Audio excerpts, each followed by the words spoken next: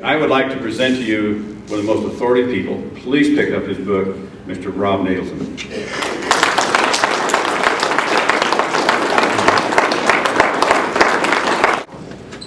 Thank you all very much for inviting me. Thank you to the Armstrongs for making it happen. And thank you all for a very wonderful evening. You've been very hospitable. And I've talked to quite a few of you, and it's been great. Those of you who know me know that I spent many years outside of Colorado. I decided on an academic career, and that required me to go out of state. And we finally came back in 2000, actually by drips and drabs in 2010 and 2011, to see a state that was very different in many ways, better in many ways, not always better in all ways. It was a little bit like Rip Van Winkle. You know the story of Rip Van Winkle. He goes to sleep and he remains asleep for 20 years, and when he gets up, things are the same, but they're sort of different. And that was something like what coming back to Colorado was for us. But we're really glad to be back. I'll say a little bit about, in my talk, I'll say a little bit about the time we spent in Montana, because it relates to the conversation tonight. I'm going to be talking about three different topics tonight. Three different but related topics. First, I'll speak about the right to keep and bear arms, as that right is enshrined in both the U.S. and Colorado constitutions. I'll be speaking about what the rights actually mean and what they meant to those who wrote those constitutions. I'll also discuss why the rights are there, what their scope is, and what it means to infringe them. Secondly, I'm going to say a few words about the politicians in the Colorado legislature who voted for bills designed to control and harass Colorado gun owners. I'll say something about the convoluted thinking of those politicians and what I think really motivates them. And finally, I will suggest a way that citizens can respond to what those politicians have done.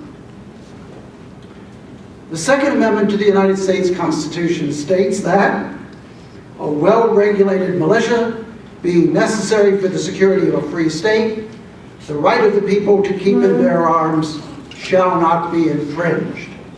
What does that amendment really mean? In recent years, people offering answers to that question have often focused on the militia part of that amendment, a well-regulated militia being necessary to the security of a free state. But in my view, that's the wrong place to begin. The militia phrase is what we lawyers call a preamble, a non-binding explanation of intent. It is not the effective or operative part of the amendment. In other words, it is only a guide to interpretation, not the actual law. The actual law is, quote, the right of the people to keep and bear arms shall not be infringed. Notice two things about the phrase I just read. First, it refers to the right of the people to keep and bear arms, like the freedom of speech and the freedom of the press in the First Amendment. The founders were referring to a right already existing before the Constitution was ever drafted. In the founders' view, it was a natural right given by God and not to be impaired by government. Amen. On the contrary, it was to be guaranteed by government. Another thing this phrase, the right to keep and bear arms, implies is that the founders knew the scope of the right. In other words, they understood what it included and it didn't include. We can understand what it did and didn't include by examining the history of the founding. And I'll say parenthetically, it's always bothered me as a constitutional scholar that so many judges and writers on the Constitution speculate about what the Second or the First Amendment means, when what they really need to do is go back to the founding era record and find out. I'll say more in a moment about what is and isn't encompassed by the Second Amendment. So, this phrase refers to the right to keep and bear arms. It also says that this right shall not be infringed. What does that mean? On this subject also, there's no need to speculate, because 18th century dictionaries tell us exactly what infringe meant. In this context, the word infringe meant to reduce or impair in any way. In other words, government shall not reduce or impair in any way the right to keep and bear arms. Today, political demagogues talk about imposing common sense or reasonable restrictions on the right to keep and bear arms. But the Constitution, properly understood, is clear that there are no permissible restrictions on the right, however much the politicians may think that they are common sense or reasonable. On the other hand, the founding era record also tells us that not every use of every weapon is part of the right that cannot be infringed. So let's look now at what the right does and doesn't include. History makes it clear that the Second Amendment was designed to serve four basic purposes. First, it guarantees the states militia power of their own to balance the military power of the central government. Second, it promotes the God-given right of self-defense. Third, it enables the citizenry to better resist foreign invasion. And fourth, it enables the citizenry to overthrow domestic tyrants and intimidate or discipline those who would otherwise be tyrants.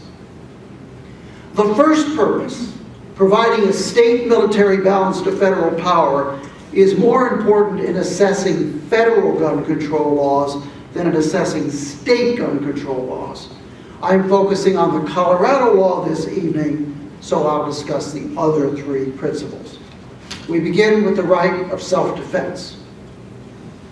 In order to enable people to defend themselves, the right to keep and bear arms has to include weapons sufficient for that purpose. Which weapons are sufficient for self-defense will vary according to changes in technology and in society.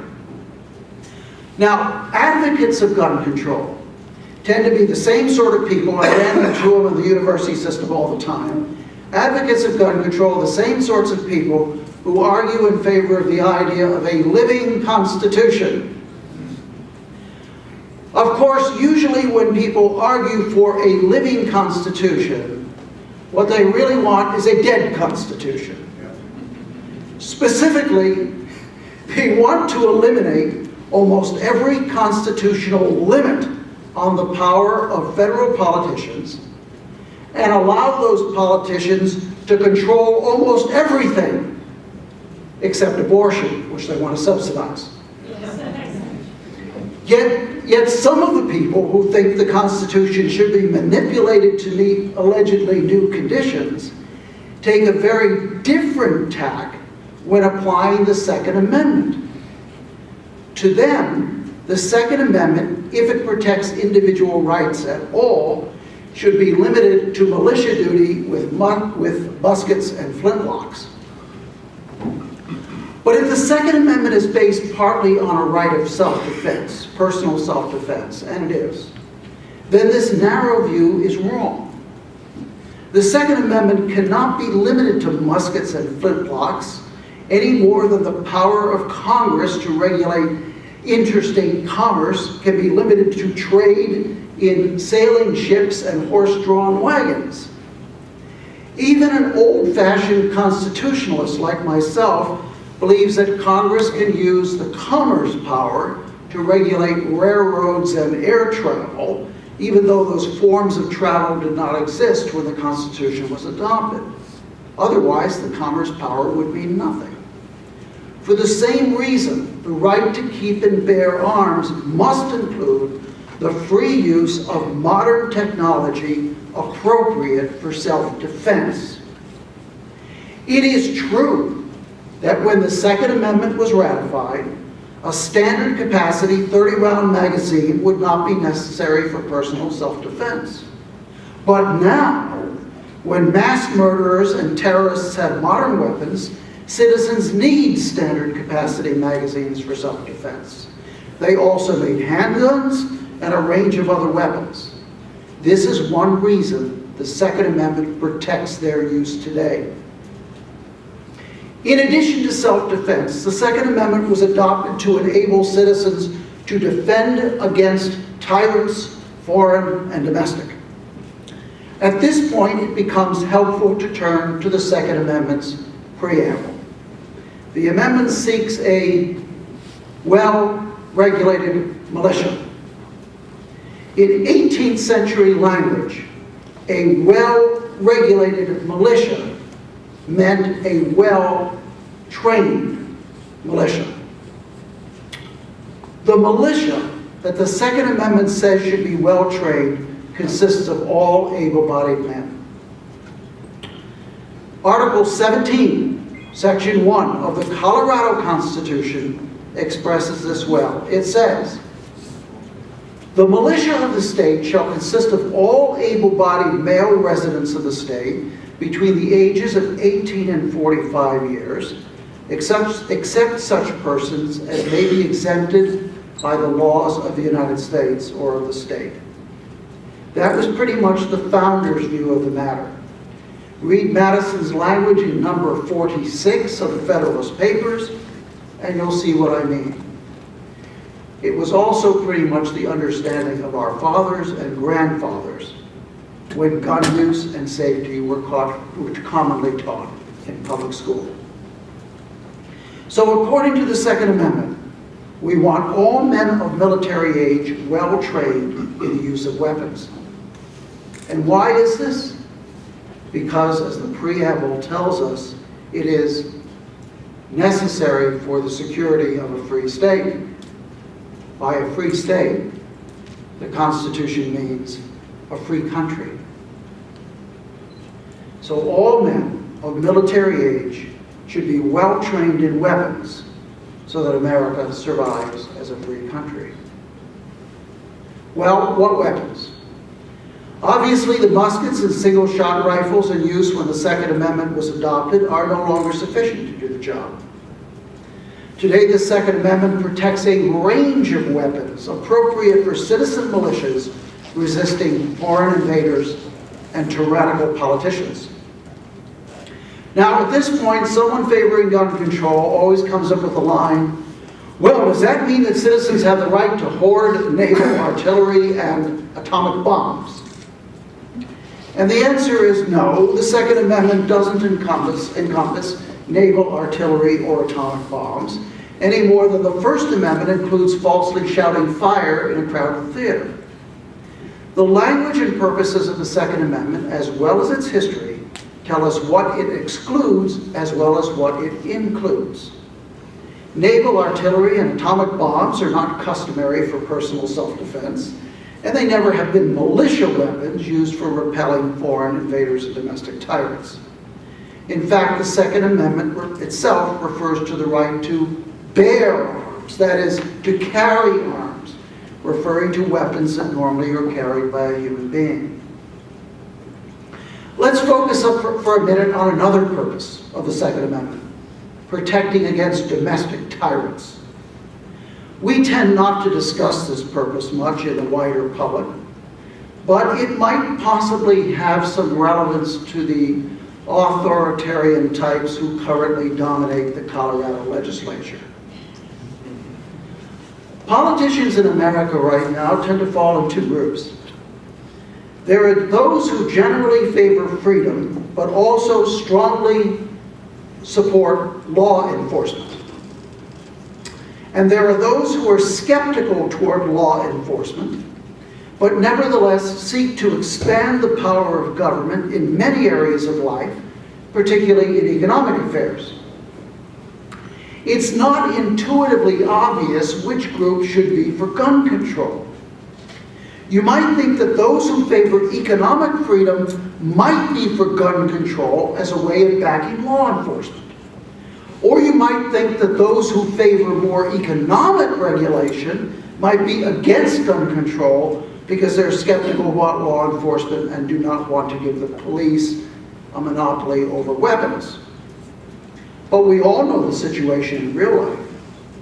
In real life, the biggest advocates of gun control are precisely those who want to lord it over the rest of us in nearly every other aspect of our life. Why is this? Well, reflect on the fact that the modern era of gun control began with the Federal Gun Control Act in 1968. This law, if an unconstitutional enactment can be called a law, was passed in the wake of some ghastly political assassinations. I don't think this is a coincidence.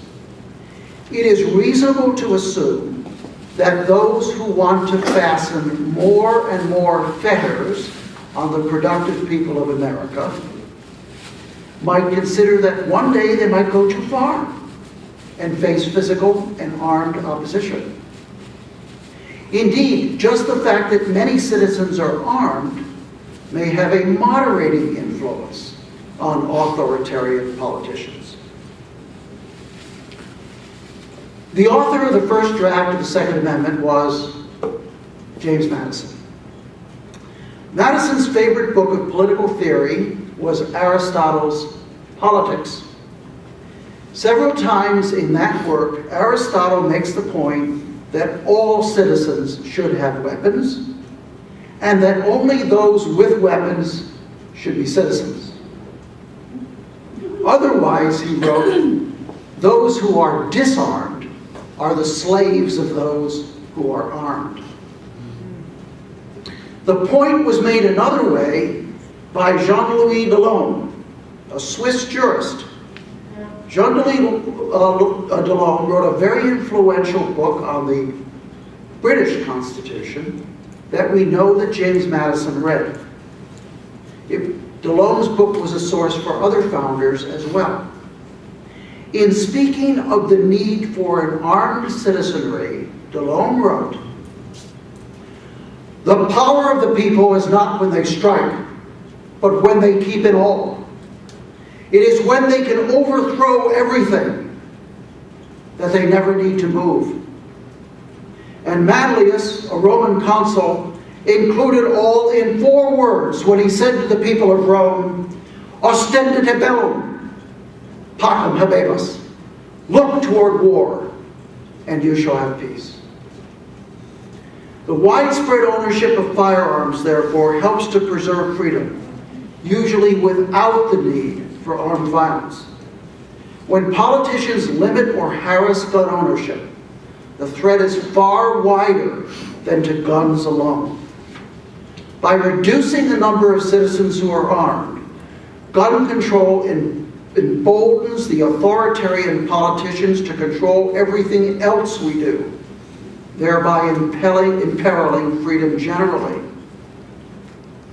And this brings us specifically to the majority that now controls the state legislature. With great respect, I submit that their political views are pretty skewed. Consider one example. The same politicians who voted for gun control were by and large the politicians who voted for civil unions. If you have read that bill, you know it goes far beyond civil unions. It is really a same-sex marriage bill that is labeled a civil union measure in an effort to evade the marriage rules of the Colorado Constitution. Now, one basis for the civil unions bill is the U.S. Supreme Court's holdings that the right to engage in sex outside of marriage, both homosexual and heterosexual, is a federal constitutional right. The founders would have been astonished at this for a number of reasons, but that is what the modern Supreme Court says. Now, ask yourself, What would be the reaction of the Colorado legislature's majority to a proposal requiring a background check before anyone could exercise the constitutional right of non-marital sex?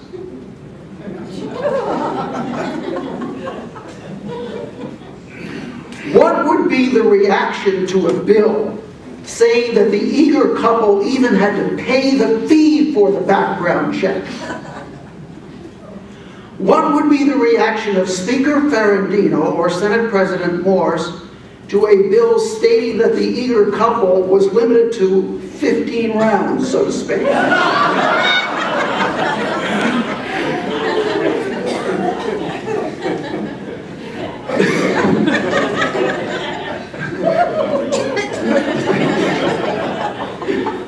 No doubt those legislative leaders would explode in outrage. How do you limit a constitutional right that way, they'd sputter.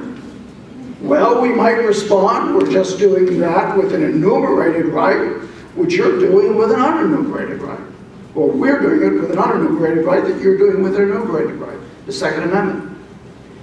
When they stop sputtering, they might argue that, well, guns are different. 15,000 people each year die in America from gun violence. Is it different, we might say? 17,000 Americans die each year from AIDS, mostly arising from non-marital sex. And that figure doesn't even count other sexually transmitted diseases. So if you impose background checks and the like on our right to keep and bear arms, then we can impose similar restrictions on your right to bear other parts of your body. The same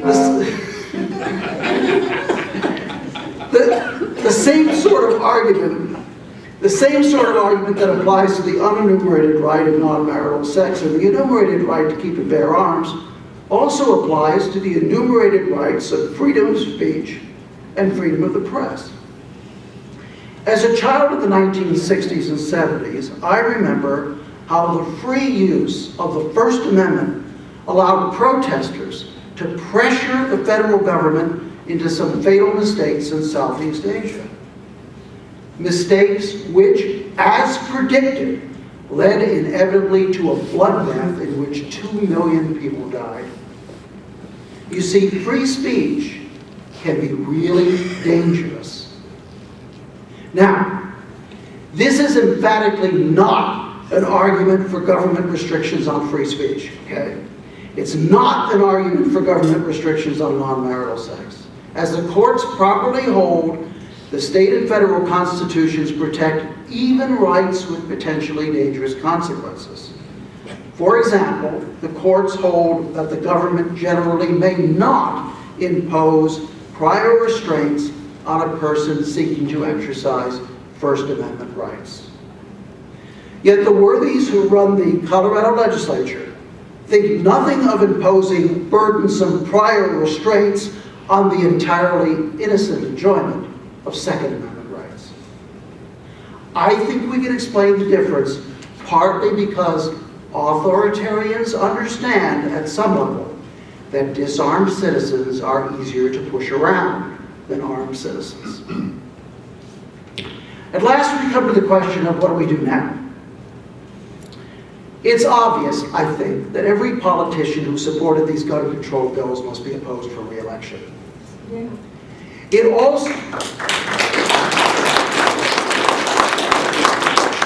It also goes without saying that these bills must be challenged in court.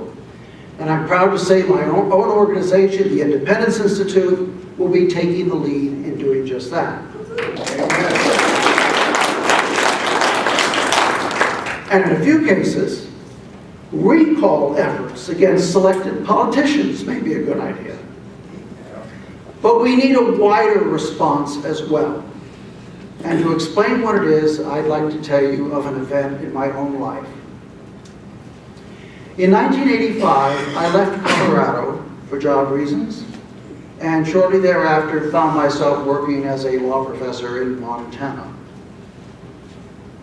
Now, Montana has a public image and a self-image as a place of rugged individualism.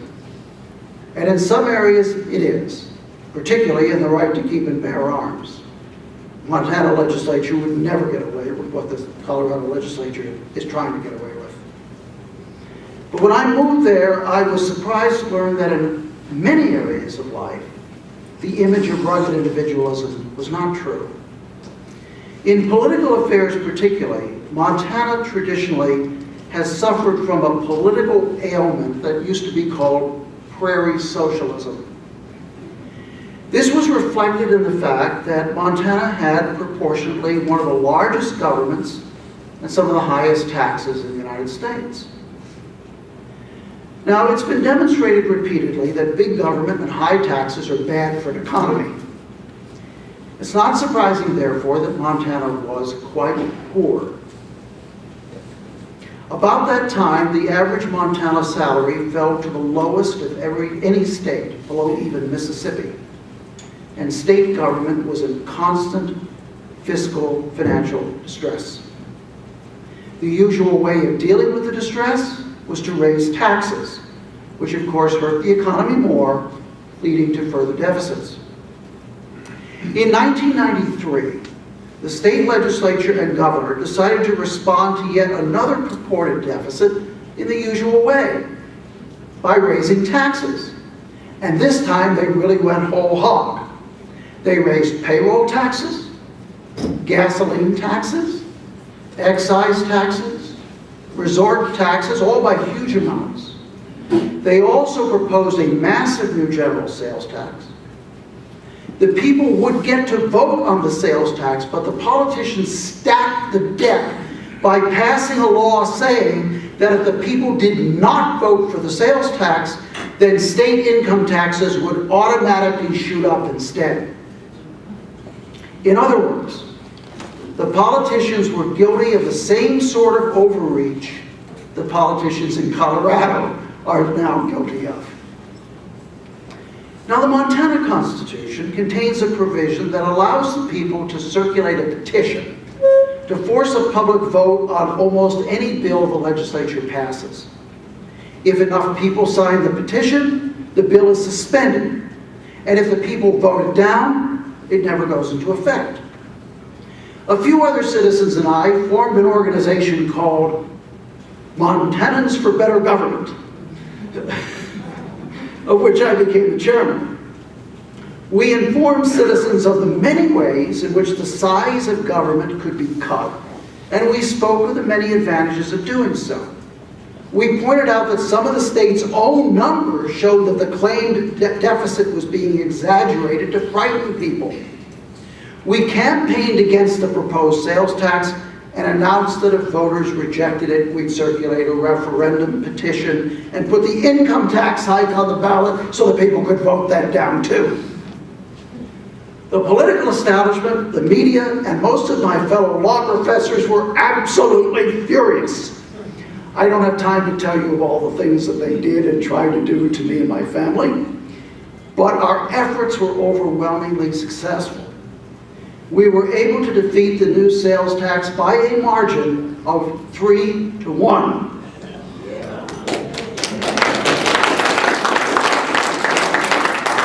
Then we got a record number of signers for our petition to suspend the income tax hike and send it to a vote. We used only volunteer petition circulators, by the way. We didn't pay anybody. We stopped the income tax hike, and when the people got a chance to vote on it, they turned it down by 3-1. And shortly after the upshot, think sequester here. Shortly after our petition stopped the income tax hike, the state government number crunchers admitted that the fiscal crisis had been exaggerated and the government really didn't need the extra revenue after all.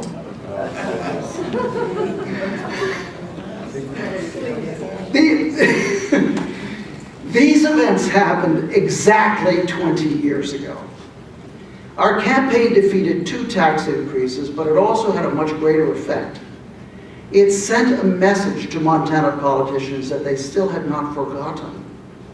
They have not passed a major tax increase since then.